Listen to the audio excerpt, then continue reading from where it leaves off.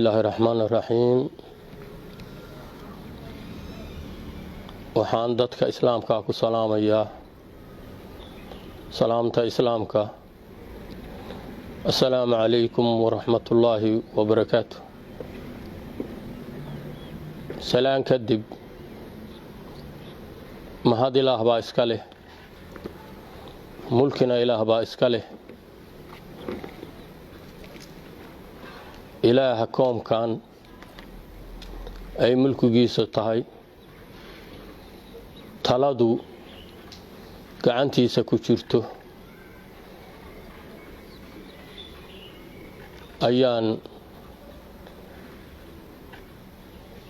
waxaan ka baryayaa dhibaatada dhacaysa colaadda jirta ama ha dhowaato ama ha dheeraato ka jirta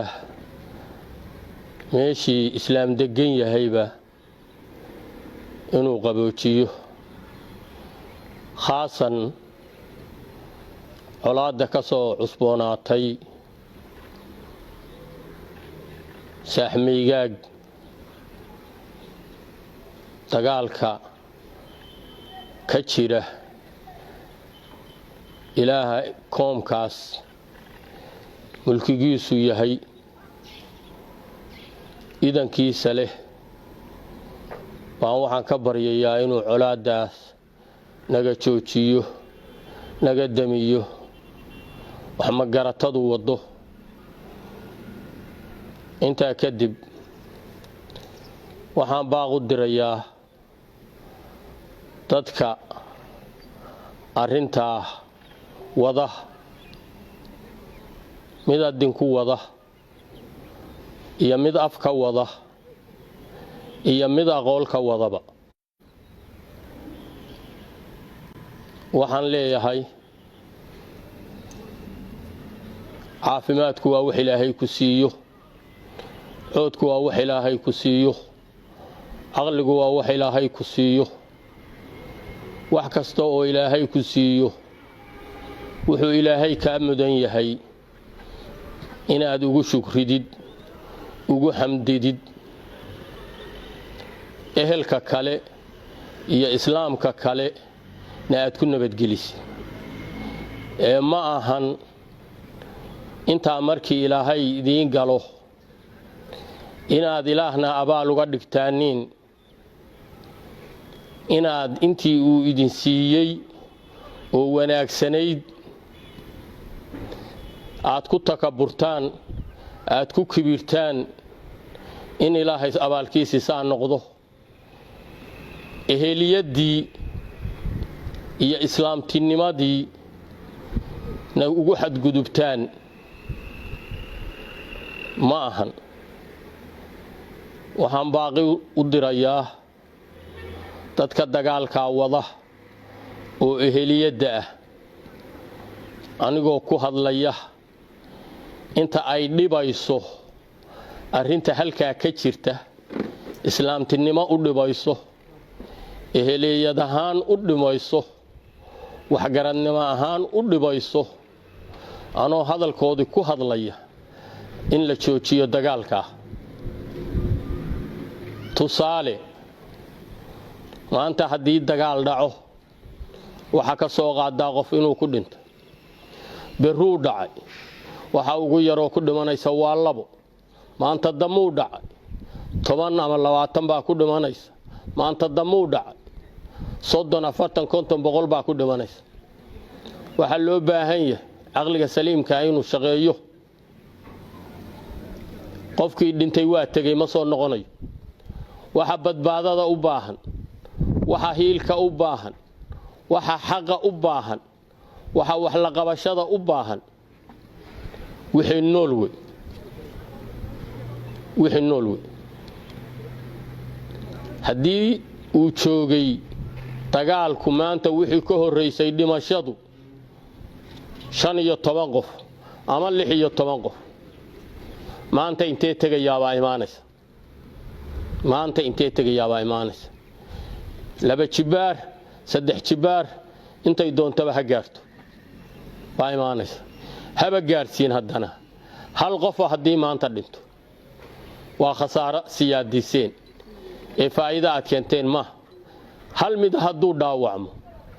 waa khasaaro aad siyaadiseen ee faa'iido aad keenteen ma hal xabadii hadday dhacdo waa khasaaro aad siyaadiseen ee faa'iido aad keenteen ma intaas baa haddana waxa sii dheer ciqaab adduun iyo cadaab aakhiro caafimaadka aad dhibta kaga shaqaynaysaan coodka aad dhibta kaga shaqaynaysaan cududda aad dhibta kaga shaqaynaysaanin adduunkana waa laydinku xisaabayaa waa laydinku imtixaamayaa aakhirana waa lagu cadaab mudanaya waxaan idin leeyahay anoo dhammaantiin la hadlaya anoo dhammaantiin aad isugu kay midkay tihiin anoo dhammaantiin maanta idinka daqnanaya anoo maanta dhammaantiin xilligaas u soo fadhiistay halkaa wixiinna badbaadada leh inaan idinkala badbaadiyo inaad qaymaysaan qowlka aan ku hadlayo inaad qaymaysaan qaniga idin abuurtay oo idin daawanay inaad qaymaysaan islaamtinimadu waxay tahay inaad qaymaysaan waxa aad isu tihiin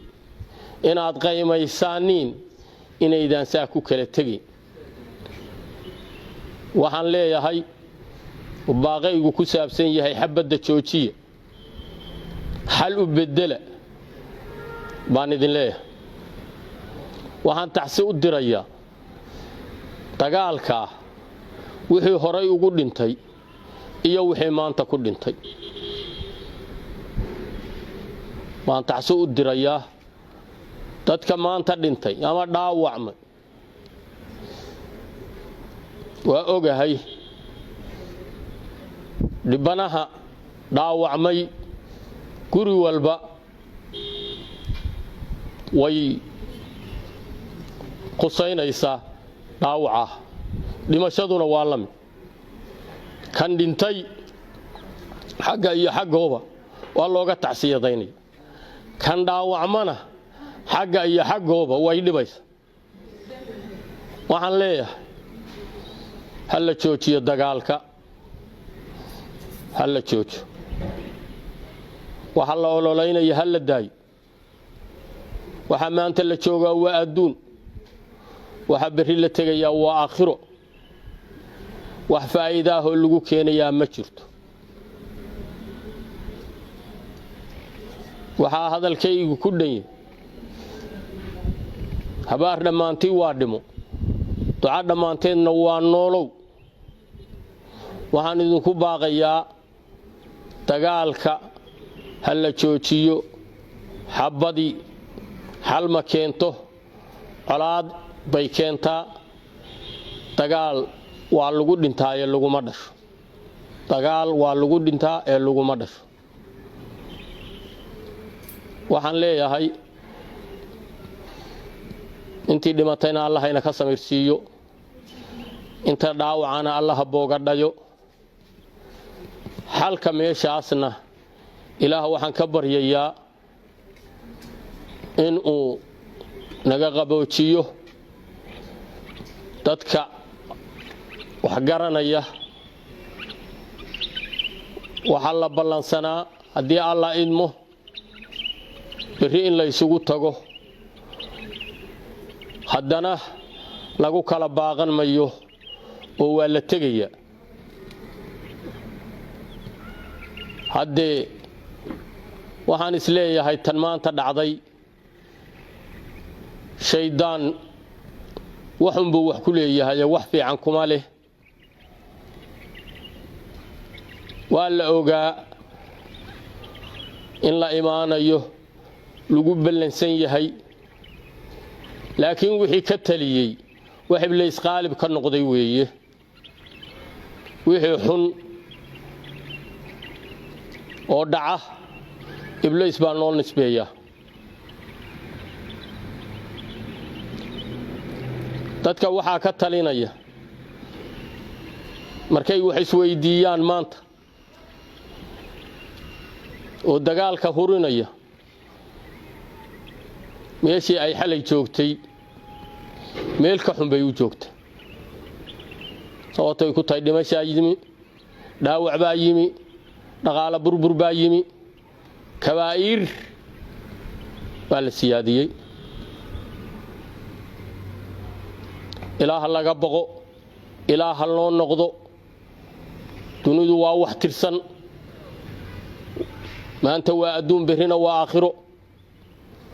wax qabiil qabanaya ma jirto wax qof kugu taageeraya ma jirto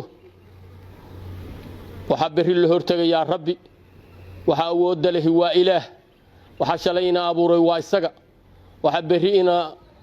celinaya waa isaga waxa aynu hortagaynaa waa isaga waxa aynu ku jiro laga adeegay oo maanta la samaynayo oo koomka ka dhacaya wuxuu ina yiri iska ilaasha weey waxaan hadalkii kaga baxaya colaadda dagaal hal la joojiyo colaadda arinta nabdeedna hal la qaato ilaahna waxaan ka baryayaa qaatuma khayr intii arinta xalkeeda wada ilaahay inuu gacan siiyo inta khaladkeeda iyo dhibteeda wadana ilaahay soo hanuuniyo aad iyo aad baa u mahadsantihiin wassalaamu calaykum waraxmatullaahi wabarakaatuh